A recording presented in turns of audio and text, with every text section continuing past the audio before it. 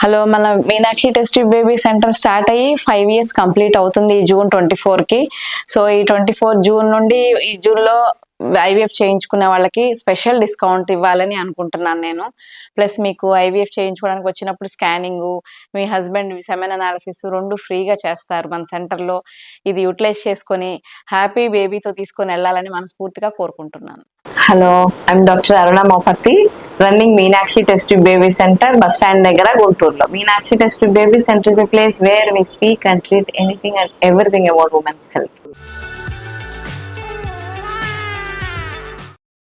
So ఈ రోజు అసలు ప్రెగ్నెన్సీ రాకపోవడానికి మెయిన్ గా ఏం రీజన్స్ ఉంటాయి, ఎందుకు ఇంత కష్టపడిన ప్రెగ్నెన్సీ రావట్లేదు అని తెలియడానికి కొన్ని సజెషన్స్ చెప్పాలనుకుంటున్నాను. ఫస్ట్ ఏంటంటే, ప్రెగ్నెన్సీని ఎర్లీ ఏజ్ లో ప్లాన్ చేసుకోవాలి. యంగ్ ఏజ్ లో 18, 20 సంవత్సరాల నుంచి 30 సంవత్సరాల మధ్యలో ప్రెగ్నెన్సీ ప్లాన్ చేసుకుంటే అండాశయాలకు అండం చక్కగా విడుదలవుతుంది, వాటికి అండం క్వాలిటీ ఎక్కువ ఉంటుంది, ప్రెగ్నెన్సీ వచ్చే అవకాశాలు ఎక్కువ ఉంటాయి. సో అసలు మెయిన్ గా ఒక ట్రయడ్ ఆఫ్ 3 విషయాలు ఉంటాయి అనమాట. ప్రెగ్నెన్సీ రావట్లేదు, 1 సంవత్సరం అయిపోయింది, 1 సంవత్సరం దాటిపోయినా కూడా ప్రెగ్నెన్సీ రావట్లేదు అన్నప్పుడు ఏ డాక్టర్ దగ్గరికి వెళ్ళినా కూడా మూడు ముఖ్యమైన విషయాలు తెలుసుకోవాలి. అవి ఏంటంటే, ఫస్ట్ అండాశయంలో నుంచి, స్త్రీ అండాశయంలో నుంచి ప్రతి నెల ఒక్కొక్క పెరుగు విడుదలవుతుంది. సో ఆ ఎగ్గు విడుదలవుతుందా లేదా, గర్భిణీ రావాలంటే ఆ అండం విడుదలైన అండాన్ని వాళ్ళ భర్త యొక్క వీర్యం కణం వచ్చి ఒక 24 నుంచి 48 గంటల లోపులో కలిస్తే ఆ 2 కలిసి పిండం ఏర్పడి ఆ పిండం పెరుగుతూ వచ్చి గర్భసంచిలో అతుక్కొని పెద్దదవుతుంది. సో ఈ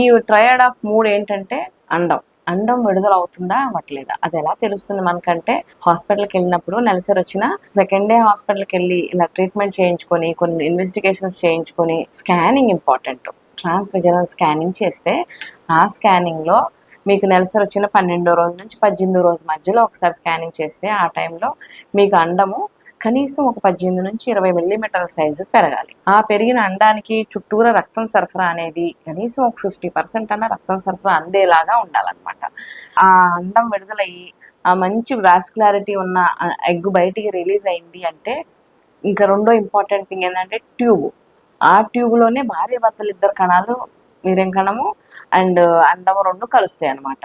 సో ఆ ట్యూబ్ లో, ఆ అండాశయంలో నుంచి విడుదలైన అండము ట్యూబ్ ద్వారా గర్భసంచిలోకి వెళ్తుంది. సో ఆ ట్యూబ్ లో ఏమైనా బ్లాకేజ్ ఉందనుకోండి, మూసుకుపోయింది అనుకో, చిన్నప్పుడు ఏమైనా టీబీ వచ్చినా, లేకపోతే ఏమైనా వైట్ డిశ్చార్జ్ ఎక్కువ ఇన్ఫెక్షన్స్ ఉన్నా కూడా, లేకుంటే కొన్ని ఇన్ఫెక్షన్స్ పిఐడి అంటాం, పెల్విక్ ఇన్ఫ్లమేటరీ డిసీజెస్ అని, వాటి వల్ల ట్యూబులు కొంతమందికి బ్లాక్ అయిపోతాయి. అండాశయంలో నుంచి అండం విడుదలైనా కూడా ఆ ట్యూబ్ మూసుకుపోయింది అనుకోండి, ఆ మూసుకుపోయిన ట్యూబ్ ఇటువైపు అండం ఇటువైపే ఉంటుంది, ఇటువైపు వీర్యం కణం ఇటువైపే ఉంటే 2 కలవకపోతే ప్రెగ్నెన్సీ అన్నది అనమాట. సో ట్యూబ్ అనేది చాలా చాలా ముఖ్యమైనది. ఆ రెండో ఇంపార్టెంట్ ట్యూబ్. మూడోది ఏంటంటే వీర్యం కణాలు. సో భర్త యొక్క వీర్యం కణాలు కావాల్సిన సంఖ్యలో కరెక్ట్గా గర్భాశయం ముఖద్వారం దగ్గర డిపాజిట్ చేయాలి. అది బయట లోపల కాకుండా ఆ ముఖద్వారం దగ్గర డిపాజిట్ అయిన వీర్యంలో ఎన్ని కణాలు ఉన్నాయి, వాటి కణాల కదలిక శక్తి ఎంత ఉంది, వాటికి మార్ఫాలజీ అంటే తల, తోక, అవి బాడీ, ఈ 3 పార్ట్స్ ఉంటాయి అన్నమాట వీర్యం కణానికి. ఈ 3 వీర్యం కణానికి ఆ 3 కరెక్ట్గా ఉన్నాయా లేవా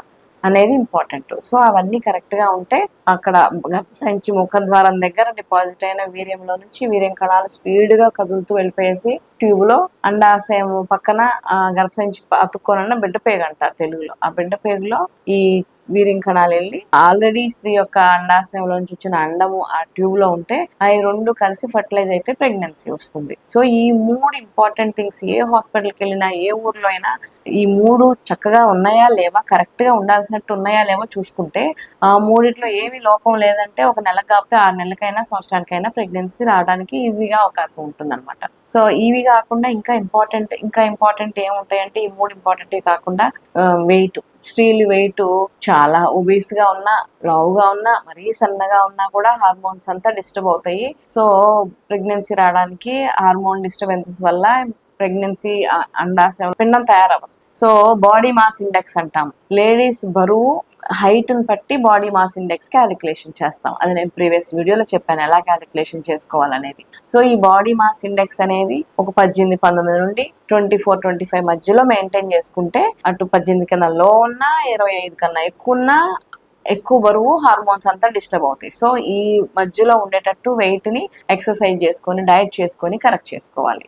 ఇంకొక ఇంపార్టెంట్ ప్రెగ్నెన్సీ రాకపోవడానికి ఇంకొక ఇంపార్టెంట్ కారణం ఏంటి అంటే స్మోకింగ్. పక్కన ప్యాసివ్ స్మోకర్స్ అంటారు, హస్బెండ్ స్మోక్ చేసిన లేడీస్ చేయరు, కానీ పక్కన స్మోకింగ్ చేసే వాళ్ళు ఉన్నా కూడా ఆ స్మోకింగ్ వల్ల కొన్ని టాక్సిన్స్ రిలీజ్ అయిపోయి దానివల్ల హార్మోన్ ఇంబ్యాలెన్స్ అయ్యి ప్రెగ్నెన్సీ ఫర్టిలైజేషన్ అవ్వదన్నమాట. సో ఈ రీజన్స్ మెయిన్ ఏజ్, వెయిట్, మన చేత్తో చేసుకునే పనులు. మనం ఎర్లీ ఏజ్ లో ప్రెగ్నెన్సీ ప్లాన్ చేసుకోవాలి. లేదు నేను కెరీర్ అంతా అవ్వాలి, నాకు ఈ ఏజ్ లో ఇప్పుడు ప్రెగ్నెన్సీ కాదు, ఇప్పుడే నాకు చాలా పని ఉంది, నాకు చాలా కెరీర్ ఉందని చూసుకునే వాళ్ళు ఏం చేయాలంటే, నేను ముందు వీడియోలో చెప్పాను, మీ అండాశయాల నుంచి అండాలకు మీకు అండం పెరిగే కెపాసిటీ ఎంత ఉంది అనేది ఏఎంహెచ్ అనే హార్మోన్ టెస్ట్ చేయించుకోవటం వల్ల, ప్లస్ అల్ట్రాసౌండ్ లో ఎన్ని యాంట్రల్ ఫాలికల్స్ ఉన్నాయో చూసుకోవటం వల్ల తెలుస్తుంది. అవి బాగున్నాయి అనుకుంటే వాటిని తీసి ముందే ఫ్రీజ్ చేసి పెట్టేసుకొని మీ చదువుకొని మీ జాబ్, సెటిల్మెంట్, అబ్రాడ్ ఇవన్నీ చూసుకున్నాక అప్పటికి ఆ వయసు అయిపోయినాక అండాలు సరిగ్గా ఉండకపోతే ప్రెగ్నెన్సీ రాదు. సో అందుకని ముందే వాటిని తీసి ఫ్రీజ్ చేసి పెట్టేసుకుంటే ప్రెగ్నెన్సీ రావడానికి అవకాశం ఉంటుంది. సో ఈ మెయిన్గా ఈ రీజన్స్ అన్నీ కరెక్ట్ చేసేసుకుంటే ప్రెగ్నెన్సీ రావడానికి మీ చేతుల్లో ఉంటుంది. ఓకే, ఇన్ఫర్మేషన్ మీకు నచ్చినట్టయితే like, share and subscribe the video.